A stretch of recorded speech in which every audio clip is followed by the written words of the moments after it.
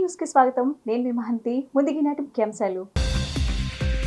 విద్యుత్ రైలు పట్టాలు 100 ఏళ్లు పూర్తి చేసుకున్న సందర్భంగా రైల్వే స్టేషన్ లో ఫోటో ఎగ్జిబిషన్ ఏర్పాటు. విజయవాడ డివిజన్ లో ఇప్పటికే 90% విద్యుద్దీకరణ లైన్లు నిర్మాణం పూర్తయిందన్న DRM Narendra Patil. Benz circle, Netaji bridge ప్రాంతాల్లో పర్యటించిన మున్సిపల్ కమిషనర్ ధ్యాన్ చంద్ర ప్రజలకు ఎటువంటి అసౌకర్యం కలగకుండా చూసుకోవాలని అధికారులకు ఆదేశం.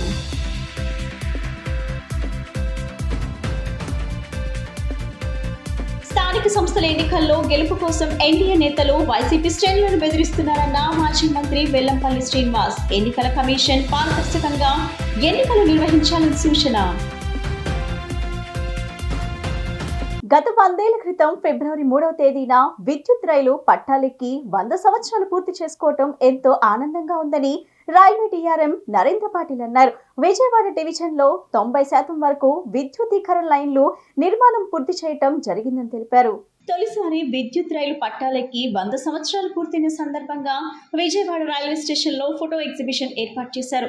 ఈ కార్యక్రమానికి ముఖ్య అతిథిగా రైల్వే డిఆర్ఎం నరేంద్ర పాటిల్ పాల్గొని ఎగ్జిబిషన్ ప్రారంభించారు. ఈ సందర్భంగా ఆయన మాట్లాడుతూ 1925లో దేశంలోని తొలిసారిగా విద్యుత్ రైలు రైల్వే శాఖ అందుబాటులోకి తీసుకురావడం జరిగిందని చెప్పారు.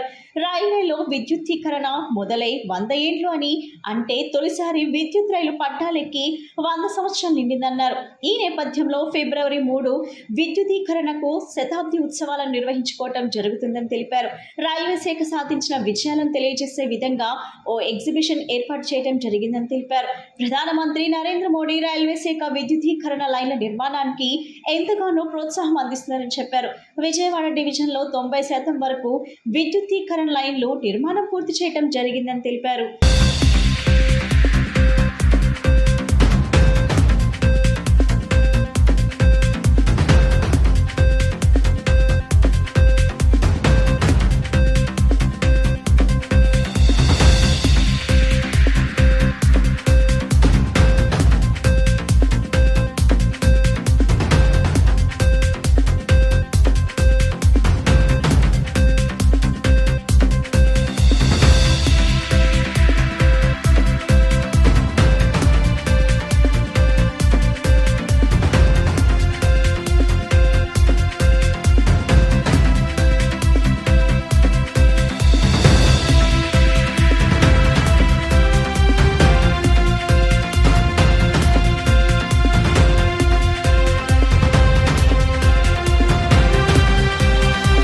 Indian Railways is celebrating 100 years of electrification of railways.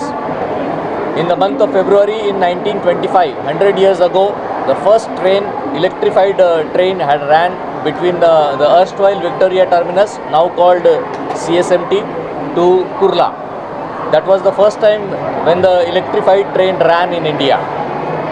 Since then, and before that, since 1853, railways have seen various stages of traction, right from steam engine era to a diesel era, and from diesel era now finally electrification is completing. We are happy to tell that our Honorable Prime Minister Shri Narendra Modi ji had given us a call to go for 100% electrification, and this was included in all the budgets. Electrification was given a very, very huge push, and the result of it is that you can see in the last 8 to 10 years the pace of electrification is very fast, and we are now almost 98% electrification across the country.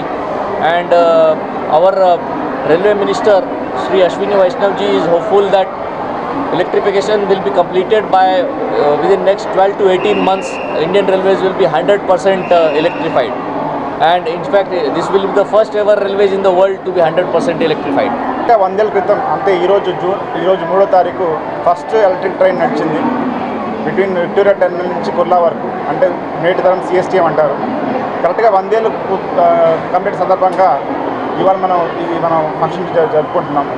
So 100 years certify అయినందుకు చాలా ఆనందంగా ఉంది. అలానే ఎస్సీఆర్లో కూడా almost 100% electrification జరిగిపోయింది. ఇంకొక సంవత్సరం లోపల కంప్లీట్ జోన్ మొత్తం ఎలక్ట్రిఫై అవడం వల్ల చాలా వరకు ఇంధనం సేవ్ అవడంతో పాటు కొత్త టెక్నాలజీస్ కూడా రావడానికి ఈజీ అవుతుంది. అండ్ విజయవాడ డివిజన్ కూడా ఆల్మోస్ట్ 100% ఎలక్ట్రిఫై అయిపోయింది. ఎక్సెప్ట్ కాకినాడ కోటిపల్లి సెక్షన్ మాత్రమే మిగిలిపోయింది. అది కూడా శాంక్షన్ అయింది. సో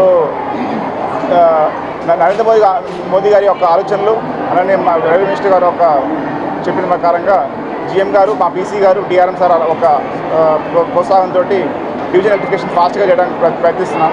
ప్రజలకి ఎటువంటి అసౌకర్యం కలగకుండా చూసుకోవాలని అధికారులను విజయవాడ నగరపాలక సంస్థ కమిషనర్ ధ్యాన్ చంద్ర ఆదేశించారు. సోమవారం ఉదయం తన పర్యటనలో భాగంగా Benz circle, Ramalingeswar Nagar, Netaji bridge ప్రాంతాలని పర్యటించి క్షేత్రస్థాయిలో పరిశీలించారు. ఈ సందర్భంగా కమిషనర్ మాట్లాడుతూ అధికారులందరూ ఎప్పటికప్పుడు అప్రమత్తంగా ఉంటూ వర్షాలు పడిన రోడ్లపైన వర్షపు నీరు చేరకుండా ఉండేటట్టు చర్యలు తీసుకోవాలని, నగరంలో ఎక్కడానూ అండర్ గ్రౌండ్ డ్రైనేజ్ పొంగకుండా ఎప్పటికప్పుడు ఫీల్డ్ విజిట్స్ చేస్తూ పరిశీలిస్తూ సమస్యలను పరిష్కరించాలని, తాగునీటి లీకేజ్లను అరికట్టాలని, కల్వర్టర్లను రిపేర్ చేసుకోవాలని అధికారులను ఆదేశించారు. ప్రజా ఆరోగ్య సిబ్బంది ఎప్పటికప్పుడు చెత్త సేకరణ సమయానికి చేసుకుంటూ పరిస్థితి నిర్మాణంలో ఎటువంటి లోపం లేకుండా చూసుకోవాలని అన్నారు. రామలింగేశ్వర్ నగర్లోని ఓవర్ హెడ్ వాటర్ ట్యాంక్ పరిశీలించి ఆ ట్యాంక్ నుండి మంచినీరు త్వరగా ప్రజలకు అందుబాటులోకి తీసుకురావాలని, అందుకు అనుగుణంగా రిపేర్లు సత్వరమే నిర్వహించాలని అన్నారు. రామలింగేశ్వర్ నగర్లోని NTP పరిశీలించి అమృత్ పథకం 2.0 ద్వారా జరుగుతున్న పనులను సత్వరమే పూర్తి చేయాలని అధికారులను ఆదేశించారు. తదుపరి నేతాజీ బ్రిడ్జ్ వద్ద గల అన్నా క్యాంటీన్ పరిశీలించి అన్నా క్యాంటీన్ నిర్వహణ సక్రమంగా జరగాలని, పరిశుభ్రమైన వాతావరణం నెలకొల్పాలని, వాడుక నీరు, మరుగుదొడ్లు ఎప్పటికప్పుడు నిర్వహణ చేసుకుంటూ అధికారులు పర్యవేక్షిస్తుండాలని కమిషనర్ ఆదేశించారు. ఈ పర్యటనలో chief engineer R. Srinath Reddy, chief city planner GVGSV Prasad, in charge chief medical health officer doctor Suresh Babu, superintendent ఇంజనీర్లు P. Satyanarayana, P. Satyakumari, assistant city planner Mohan Babu, executive ఇంజనీర్లు వెంకటేశ్వర్ రెడ్డి, సామ్రాజ్యం తదితరులు పాల్గొన్నారు.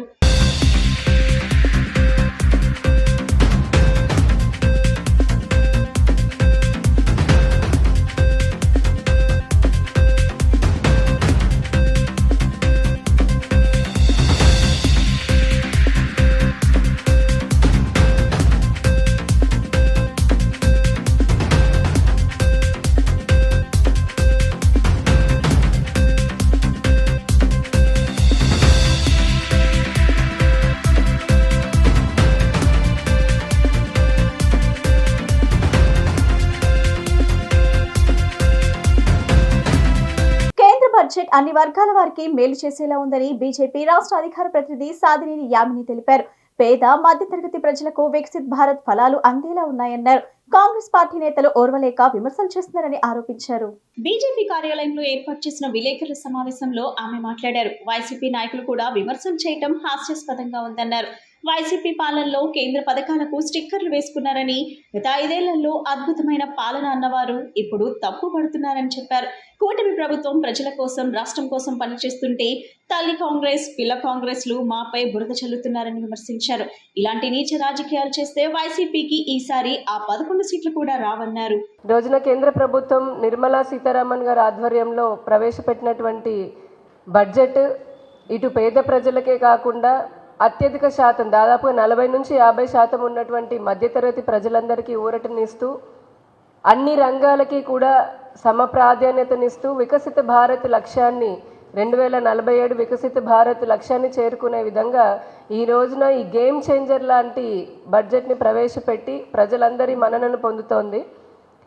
మన రాష్ట్రానికి సంబంధించి కూడా చాలా మాటలు మాట్లాడుతున్నారు. గతంలో మంత్రుల్లాగా పనిచేసినటువంటి రోజా గారు కానీ, బొత్స సత్యనారాయణ కానీ వీళ్ళందరూ కూడా మరి ఏం మొహం పెట్టుకొని మాట్లాడుతున్నారో, లేదంటే అసలు వాళ్ళు రాజకీయాల్లో ఇన్నేళ్ల నుంచి ఉండి కూడా మరి మతిమరుపు వచ్చి మర్చిపోతున్నారో తెలియదు. కానీ రాష్ట్రానికి ఇంత పెద్ద ఎత్తున కేటాయింపులు చేస్తే రాష్ట్రానికి ఏం తీసుకురాలేకపోయింది కూటమి ప్రభుత్వం అని మాటలు మాట్లాడుతున్నారు.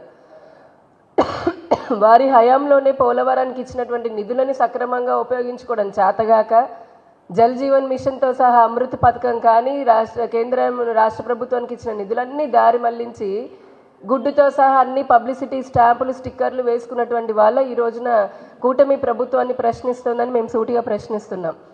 దాదాపుగా ఇప్పుడు ఈ బడ్జెట్లో కేటాయింపులు కానీ గడిచిన 7 నెలల్లో కేంద్ర ప్రభుత్వం రాష్ట్రానికి 3 లక్షల కోట్ల రూపాయలకి పైగా నిధులని వివిధ ప్రాజెక్టుల రూపంలో, గ్రాంట్ల రూపంలో, పథకాల రూపంలో ఇవ్వడం జరిగింది. విభజన చట్టం ఏదైతే విభజన చట్టం ఆంధ్రప్రదేశ్ 2014 ఉందో దానికి సంబంధించి ఈ రోజున మేము గర్వంగా చెప్తున్నాం 90% పైగా హామీలను నెరవేర్చింది ఇప్పుడున్నటువంటి అక్కడ ఎన్డీఏ ప్రభుత్వం.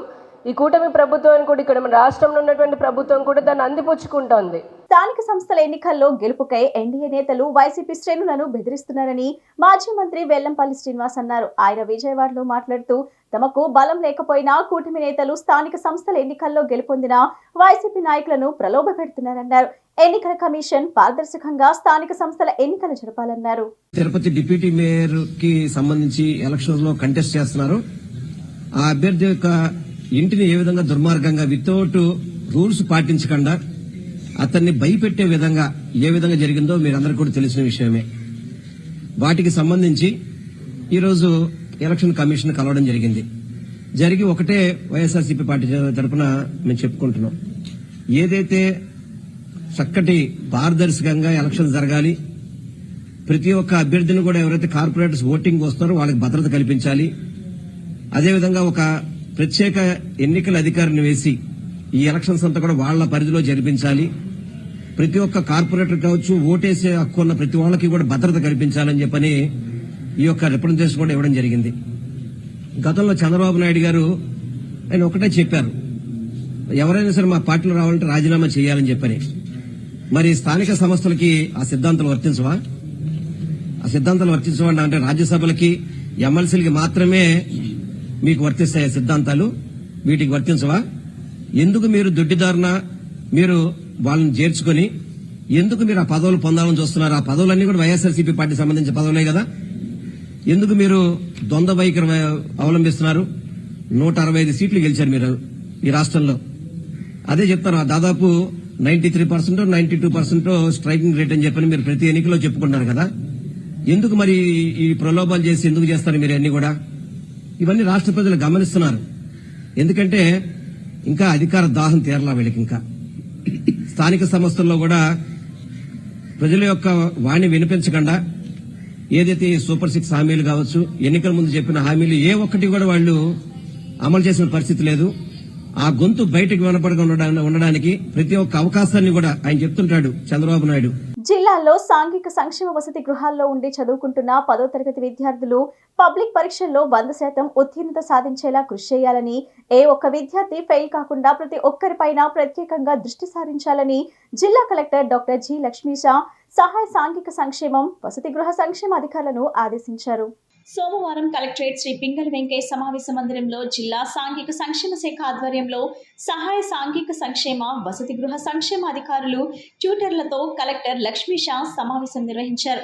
మార్చి 17 నుంచి 10వ తరగతి పరీక్షలు జరగనున్న నేపథ్యంలో ప్రస్తుతం విద్యార్థుల అకాడమిక్ సామర్థ్యం, పరీక్షల్లో ఉత్తీర్ణత శాతం, తీసుకోవాల్సిన చర్యలు తదితరులపై కలెక్టర్ మార్గనిర్దేశం చేశారు. ఈ సందర్భంగా కలెక్టర్ మాట్లాడుతూ జిల్లాలో 2023-24 విద్యా సంవత్సరంలో 10వ తరగతి పరీక్షల్లో సాంఘిక సంక్షేమ వసతి గృహ విద్యార్థుల ఉత్తీర్ణత శాతం 95.2%గా నమోదైందని, ఈ ఏడాది 100% నమోదుకు సమిష్టిగా కృషి చేయాలని ఆదేశించారు. సబ్జెక్ట్ నిపుణులు ట్యూటర్లతో ప్రత్యేక శిక్షణ ఇప్పించడం, విద్యార్థులు ఏ అంశాల్లో వెనుకబడి ఉన్నారో ఆయా అంశాలపై పట్టు సాధించేలా చూడాలన్నారు. ఎప్పటికప్పుడు అసైన్మెంట్ పరీక్షలు నిర్వహించి విద్యార్థుల పురోగతిని విశ్లేషించాలన్నారు. విద్యార్థి జీవితంలో 10వ తరగతి పరీక్షల ప్రాధాన్యం ఏంటనే దాన్ని తెలియజెప్పి మంచి మార్కులతో ఉత్తీర్ణత సాధించేలా ప్రోత్సహించాలని, ఇందుకు మోటివేషనల్ తరగతులను కొనసాగించాలని సూచించారు. ఉదయం, సాయంత్రం సమయాల్లో ప్రత్యేక స్టడీ తరగతులు నిర్వహించాలని, సబ్జెక్ట్ పరంగా విద్యార్థుల సందేహాలను నివృత్తి చేస్తూ ప్రోత్సహించాలన్నారు. విద్యార్థులు మంచి మార్కులతో ఉత్తీర్ణత సాధించినప్పుడు వారి తల్లిదండ్రులకు ఎంత ఆనందం కలుగుతుందో అంతకంటే ఎక్కువ ఆనందం మనకు సొంతమవుతుందని, సామాజిక బాధ్యతగా విద్యార్థులను మంచి భవిష్యత్ దిశగా అడుగులేయించాల్సిన బాధ్యత ప్రతి ఒక్కరిపై ఉందని పేర్కొన్నారు. వసతి గృహాలను ఎప్పటికప్పుడు ఆకస్మికంగా తనిఖీ చేయనున్నట్లు కలెక్టర్ లక్ష్మీషా తెలిపారు.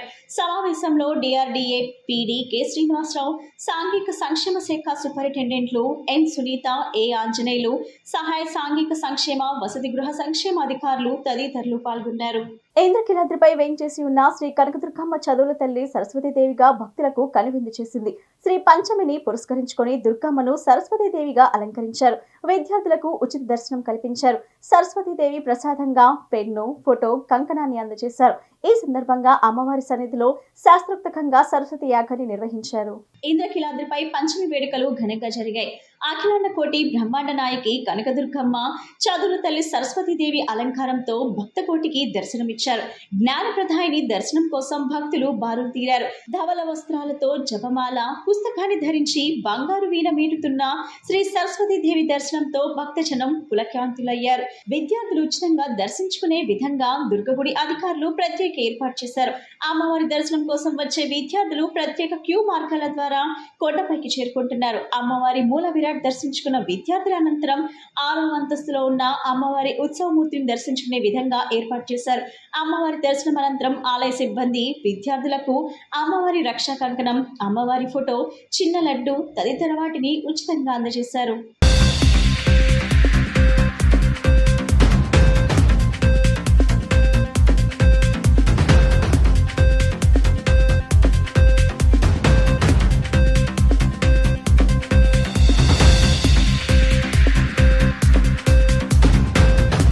విజయవాడ మాచవరం పోలీస్ స్టేషన్ ను ఆదివారం రాత్రి సిపి రాజశేఖర్ బాబు తనిఖీ చేశారు. సిఐ ప్రకాష్ ను అడిగి సిబ్బంది వివరాలు, రౌడీ షీటర్ల సమాచారం తెలుసుకున్నారు. అనంతరం సిపి మాట్లాడుతూ మేరీమాత తిరునాళ్లు జరగనున్న నేపథ్యంలో మాచవరం పోలీస్ స్టేషన్ లో సమావేశమైనట్లు తెలిపారు. ఉత్సవాలకు పటిష్ట బందోబస్తు ఏర్పాటు చేస్తున్నట్లు వివరించారు. సిఐ ప్రకాష్ పనితీరుపై సంతృప్తి వ్యక్తం చేశారు.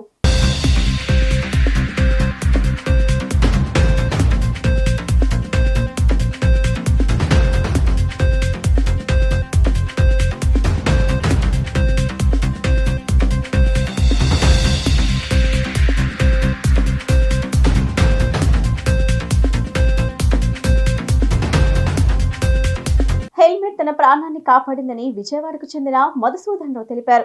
ఆదివారం భవానీపురంలో ద్విచక్ర వాహనంపై మధుసూదన్ రావు వెళ్తుండగా వెనుక నుంచి ఆటో ఢీకొట్టింది.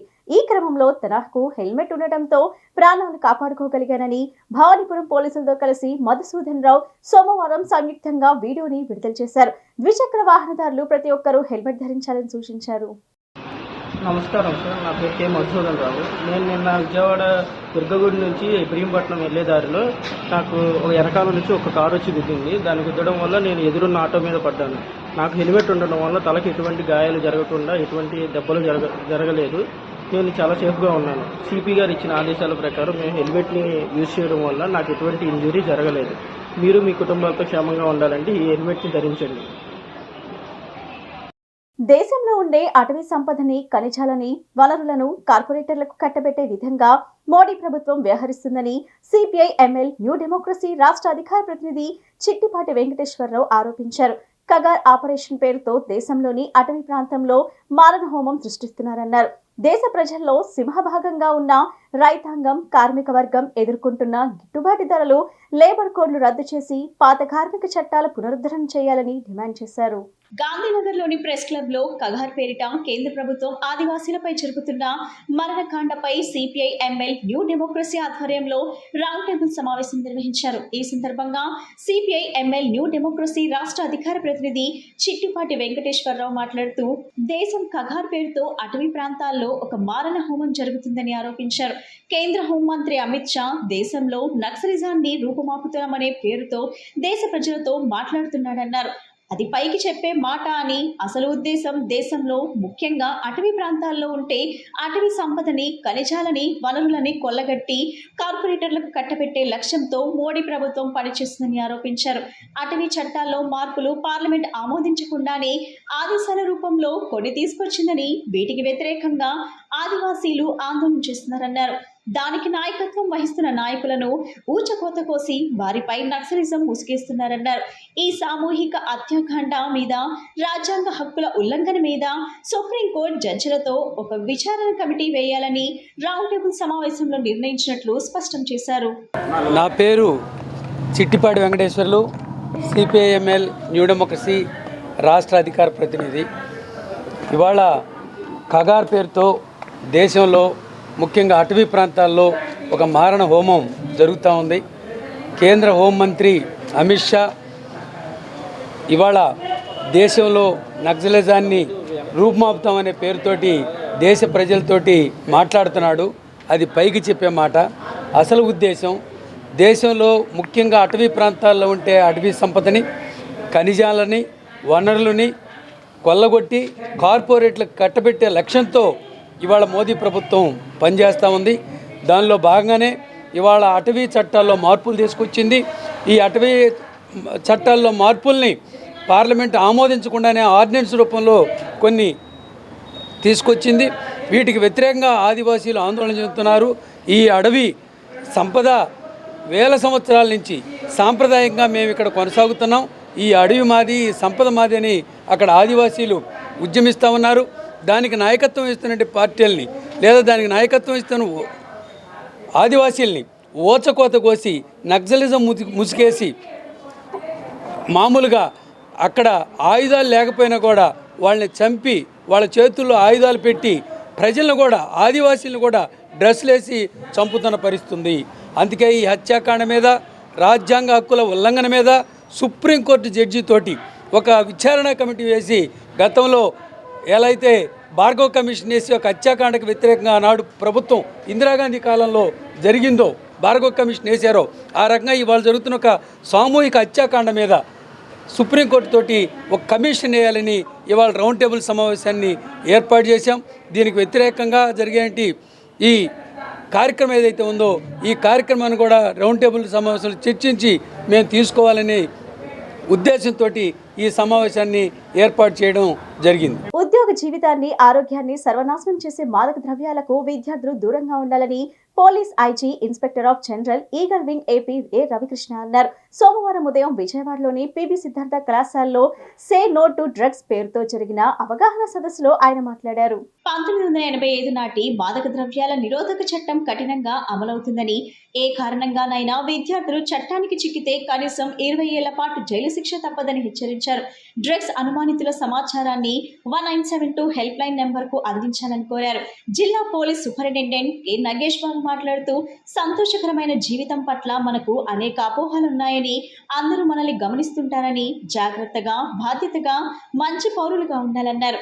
నగర పోలీస్ కమిషనర్ ఎస్వి రాజశేఖర్ బాబు మాట్లాడుతూ, మాదక ద్రవ్యాల విష సంస్కృతికి యువత దూరంగా ఉండాలని, బలహీనతలను జయించేలా జీవన శైలి ఉండాలన్నారు.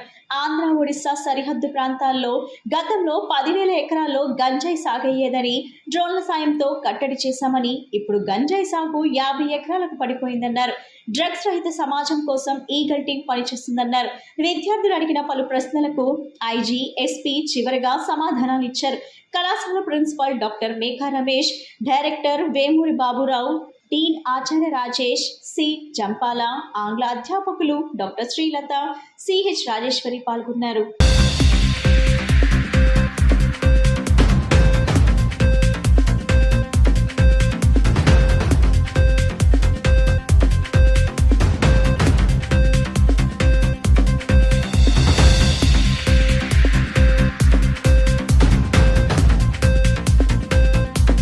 ఎన్నికల సమయంలో తాము అధికారంలోకి వచ్చిన తర్వాత బేడ, బుడగ, జంగం, షెడ్యూల్ కళలు, రాజ్యాంగ హక్కులు కల్పిస్తామని చెప్పిన హామీ నిలబెట్టుకోవాలని ఆంధ్రప్రదేశ్ బేడ, బుడగ జంగం షెడ్యూల్ క్యాస్ట్ వెల్ఫేర్ అసోసియేషన్ అధ్యక్షుడు నాగేశ్వరరావు కోరారు. అన్ని కులాలకు ఆన్లైన్ ద్వారా అందిస్తున్న సర్టిఫికేట్ల ప్రకారం తాము కూడా ఎస్సీ సర్టిఫికేట్ ఇవ్వాలన్నారు.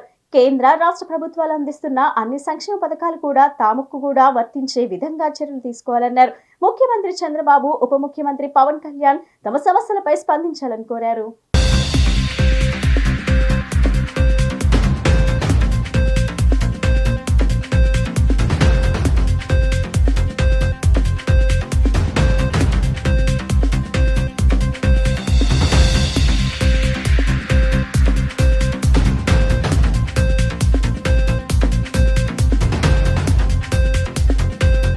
నా పేరు అను నాగేశ్వరరావు. ఆంధ్రప్రదేశ్ రాష్ట్ర బేడబుట్ల సంఘం సీరియల్ 9 షెడ్యూల్ కులం సంక్షేమ సంఘానికి అధ్యక్షుడిగా పనిచేస్తున్నాను. 45 సంవత్సరాల అనుభవం ఉంది దీంట్లో. ఆల్ ఇండియా బేడబుట్ల సంఘానికి కూడా చైర్మన్గా చేస్తున్నా. 5 రాష్ట్రాల్లో ఉన్నారు మా జనాభా. ఈ రాష్ట్రంలో కూటమి ప్రభుత్వము ఎన్డీఏ ప్రభుత్వము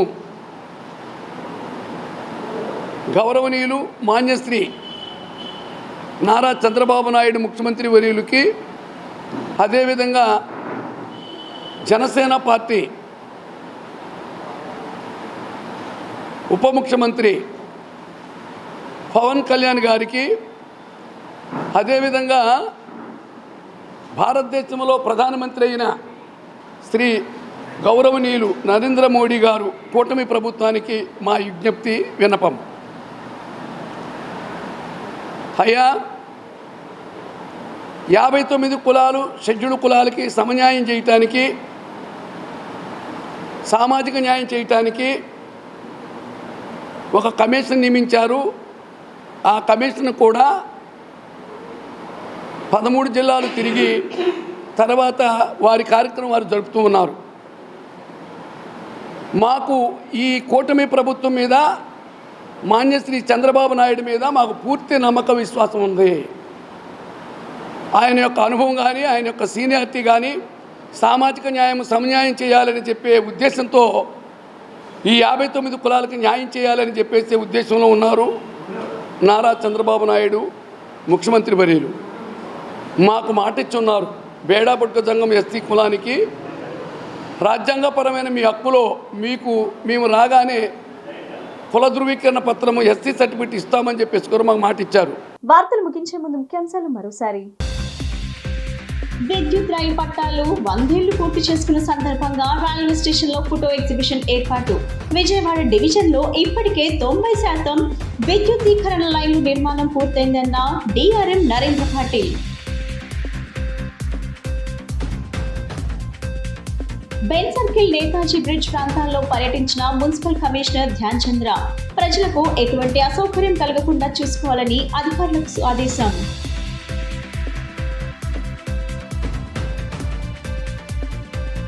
స్థానిక సంస్థల ఎన్నికల్లో గెలుపు కోసం ఎన్డీఏ నేతలు వైసీపీ శ్రేణులను బెదిరిస్తున్నారన్న మాజీ మంత్రి వెల్లంపల్లి శ్రీనివాస్. ఎన్నికల కమిషన్ పారదర్శకంగా ఎన్నికలు నిర్వహించాలని సూచన.